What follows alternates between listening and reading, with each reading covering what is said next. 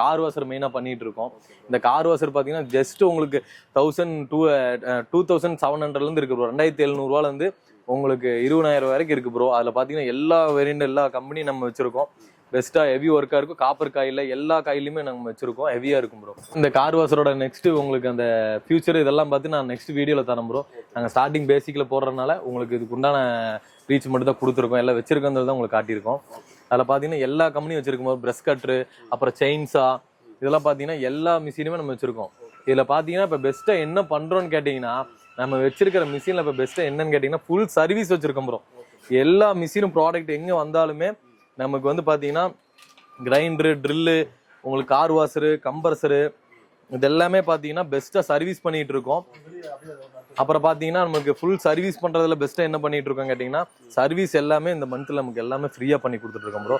பொருளுக்கு மட்டும் மெட்டீரியலுக்கு மட்டும் அமௌண்ட் போட்டு நாங்கள் பண்ணி கொடுத்துருக்கோம்.